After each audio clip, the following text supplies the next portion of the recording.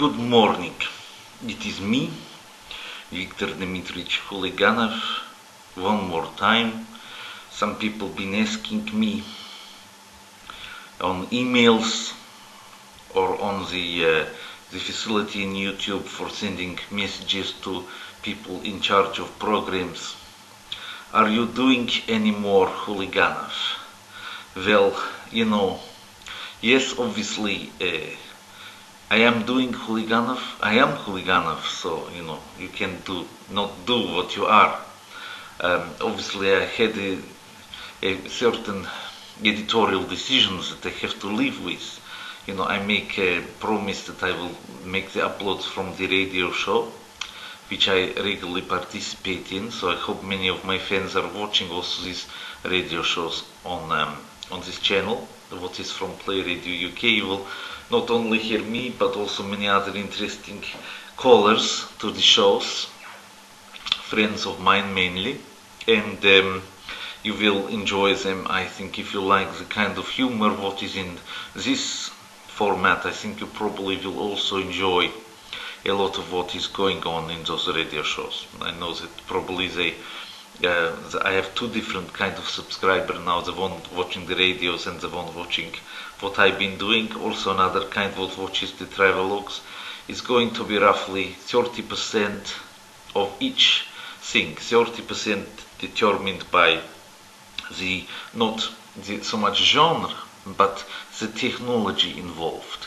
So I got 30% is third party, what is either made up from other things on YouTube, what I've commented on or added, or things which is given to me from the feeds of the studios. That's third party content what I simply edited using the editing functions of various softwares. And there is also 30% of what I make with my own camera, and about 30% also should be with this thing here, what is obviously webcam. Okay? Because always this kind of format with the talking head of Huliganov here, not just the voice what you can sometimes hear on Huliganov's experiences, is obviously done on the webcam. And then that leaves me with, if you put three lots of 30% together, you get 90%, and then 10 is obviously the buffer with what could be one thing more, one thing less. But that's the kind of idea of the kind of spread I want to have, so that I have very varied kind of techniques of things coming onto the channel. Of course, content-wise, it depends on what presents itself at the given moment. But I know that many people want to listen to Huliganov above all else, and so I want to be reminding you that Huliganov is not dead, just got a lot thinner, so the face looks different to it. Look at in the beginning of Huliganov. If you want to go back and watch, for example, the introducing Viktor Dmitryevich Huliganov, or to when I sang the Bohemian Rape CD, if you want to Google on a Bohemian Rape CD, like rapeseed with a Y on the end, then you will see what I look like then and what I look like now. Difference is 44 pounds. Okay, so you won't be surprised that I look a little bit less Russian right now than I used to. But what can you do? You got to be healthy. Otherwise you might look nice and fat, but you'll be 6 foot underground, and there's no good in this. So, it says, well, I won't worry about what it says right now, but it says, some very interesting verses about that. In some cases in the Bible it says better to be dead than alive, but in other places it says better to be alive than dead. And it's not that the Bible contradicts itself, is just there is different context in each case. And so in many cases you don't want to be dead, according to Christian religion, if you can help it. Even though you expect to go to heaven, you should try to live as long as possible, if it is given to you to do so. Of course, you will live as long as God has written for you in His book, and not 1 minute longer.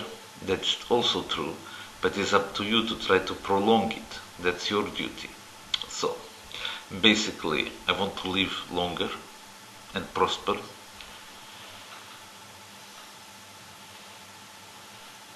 So, is it that, or is it this one? Oh, this one. scissors, cut paper. Okay, so basically, what I want to say, this is okay. This will be July rant. This will be July rant, and it's a serious topic. Of course, it is now 4th of August, but as always, I'm late with the rant.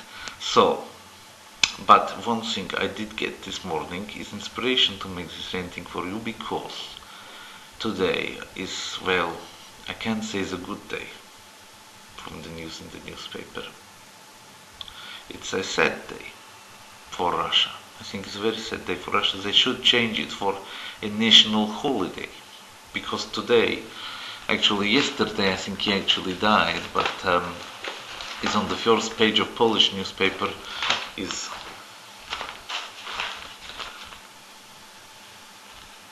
this gentleman here. Oh, I always can't get it, but here he is. Yeah, there's his face. You recognize this gentleman. It is, of course, Alexander Solzhenitsyn, and he is a landmark author and the Nobel Peace Prize winner, which, okay, not Peace Prize, Prize for Literature, in 1917, and for, I believe, Gulag Archipelago. It's very interesting. In fact, his manuscript of Gulag Archipelago was confiscated, and he was sent into exile. Prior to this, in fact, he was born in 1918, and he was born in well, I don't even remember where. Maybe I just look up in the. There is an obituary for him here in the paper. He was born in, another nice photograph of the author here. Okay, he was born in Kislovodsk. Knew it was something that I couldn't remember, and he was brought up in Rostov on the Don, Rostov on Don, and he studied mathematics. And I don't know what he did with his mathematics, but he must have discovered, some interesting theory, because what they then did was they put him into the prison camp, into the labor camp in Siberia for 8 years. During this time he was not allowed to write. He was already showing skills as a writer, but they didn't let him to write down anything. So he had to remember whole swathes of things and write them up later for Gulag Archipelago, Cancer Ward, One Day in the Life of Ivan Denisovich, and many other of his great works.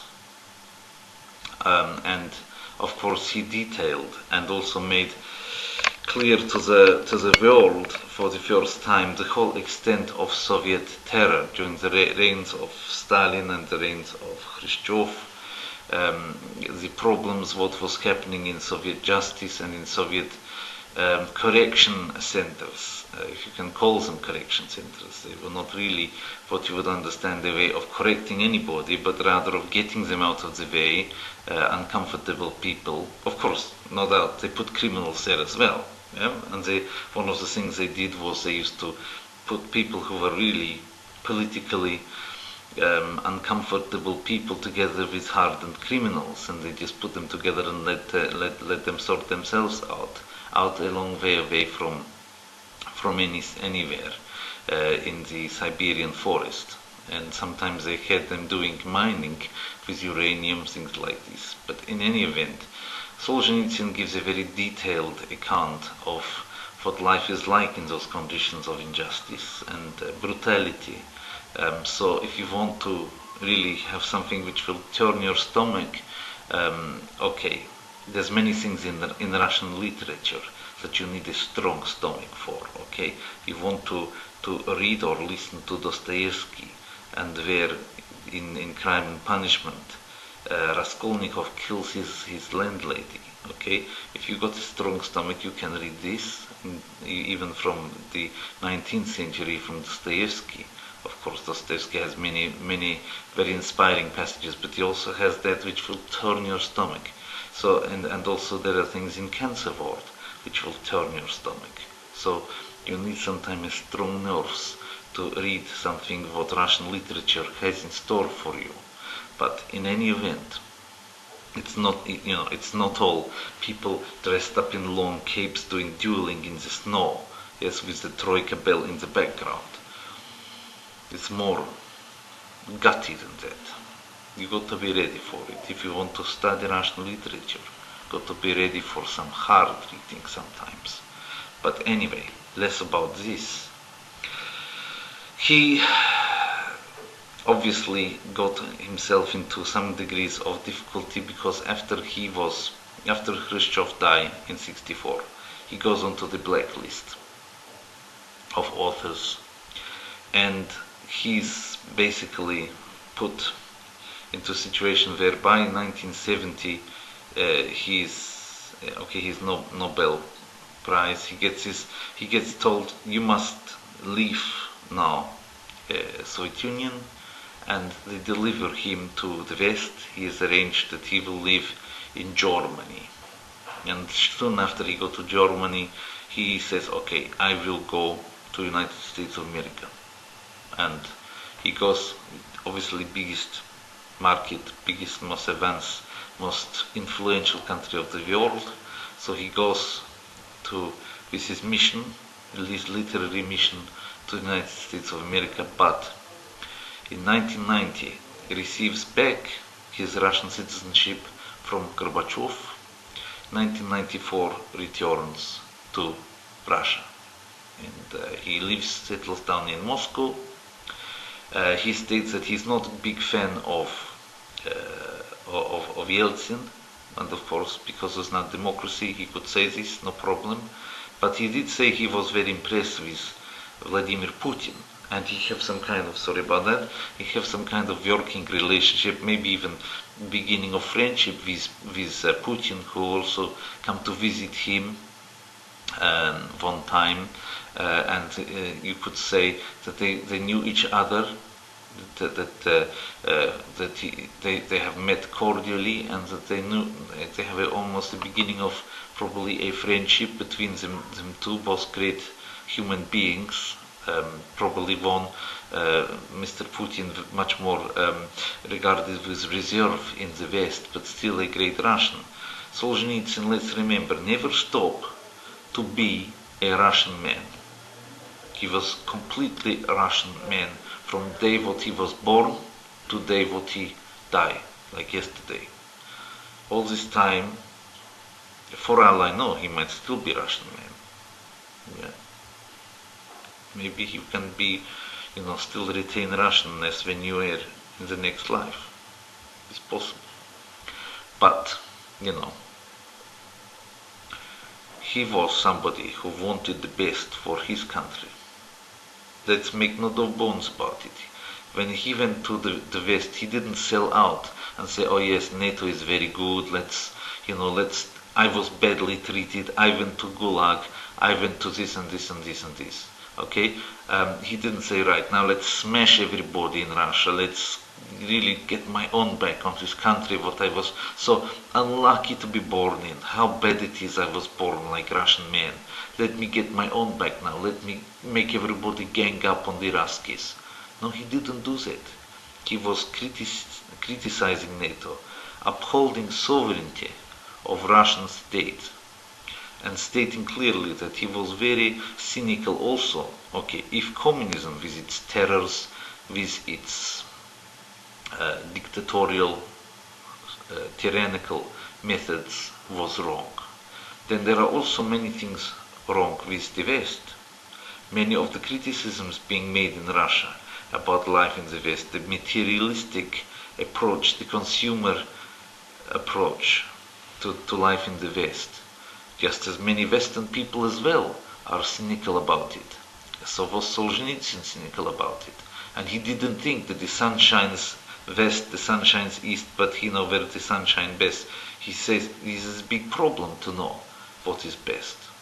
He didn't come up with any complete solutions, but one thing he was loyal. He was still loyal to his country. And so when he go back to Russia, he go back to the praise and recognition of his countrymen. Okay? And now when he died, it will be probably a great mourning, a great loss to Russian people, but also to the humanity. What can read forever, the writings of this great giant of letters. So I hope that from the fact, I mean, he died in a ripe old age, 89 years of age, nearly made it to 90th birthday. Okay? So, what you can say is this. Friedrich Nietzsche once said the following. He said, "Was mich nicht umbringt, macht mich stark." Which means, if something don't kill me, it make me strong. And many people who survive in the Russian labor camp, they live to afterward to ripe old age. I see many cases of this. There are lots and lots of people in Polish that are called Sibiriaki, and you'll be surprised, the average age amongst these people, what they live to, is considerably higher than the rest of the population. If you can get through a trial in your youth, you're going to live long life. Even from my first marriage, the grandfather of my first wife was a Siberian labor camp just after the war, and he lived till 90 odd years of age. I knew him. He would tell me stories. He was very affable gentleman, and he would tell me stories about what was like there. He was hunter. That had always been his hobby, and he was a man of the forest. And so he knew when everybody was there out in the forest doing forestry work, like logging or whatever, in the chains, he would be able to look at a plant and say, I could eat this and it will make me strong. And in the summer he could feed himself more than and those around him as well. He could show what to eat, what was safe to eat in the forest, and what you shouldn't eat, and what is good for you and what is not so good for you. And in the winter he knew how to dig up for the roots of the plants, which have got the nourishment sucked back into them for the winter. He would find the roots, and he would know what root he could eat and what root he could not eat. So he was able to, because normally what you would get fed there would be the thing to separate men from boys. Okay? You wouldn't get fed very much. It would not maintain your calorific level, what you were putting out in the world during the day. And it would lead you to malnourishment. Okay? Okay. What they did was the way that they managed this, in fact, in the end, was to be able to feed themselves with what God gave them, and they lived through. People who knew what they were doing, and people who had the will to live, they lived through it.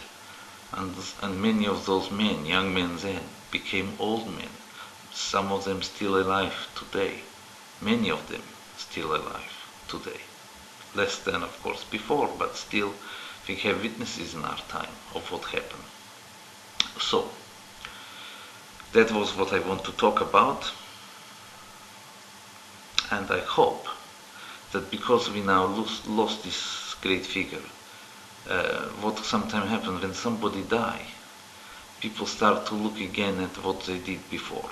And people, for example, when some people die, people return to reading their works. Now that Solzhenitsyn died, I hope that it will be a time when people think, well, what have we lost? And go to these books and open up the pages of what was there to read. And obviously, Gulag Archipelago is one of the greatest and most difficult to read works of literature in the world. If you want a much shorter, easier introduction, you can read A Day in the Life of Ivan Denisovich, Один день Ивана Денисовича, You could probably start with that. You probably should start with this. And of course, if you really want to get into the really tough stuff, then Rakovy Corpus, which is a cancer ward, you can read this even with a moderate knowledge of Russian. These books are available in translation with good translations. You can, if you're a student of Russian, have the Russian open the one side, open up on the other side the translation. This way you don't need to be slave to dictionary, which gets very boring after a while. And then when you read the Russian text, what you don't understand, you write down into your gold list, in the head list of the gold list, top right hand corner, if you're using gold list method, which I hope you are, is optimizing your time spent when learning languages. And then you read the same thing again, the same paragraph. You could keep going till you got a 25 list, because gold list is always in group of 25. Keep going till you get a group of 25, then stop, and then open up translation, read the same passage, make sure you understand everything, and find the words or phrases what you didn't know. And you can use even Solzhenitsyn's work now to not only to teach yourself about important part of Russian history, but also to improve your Russian. Is a standard written Russian being used together with certain historical words from Soviet period, which are maybe not so relevant these days, but you can not hurt yourself by knowing about it, believe you me, quite the opposite. So, I encourage people to do this. And thank you for your attention, and goodbye for now.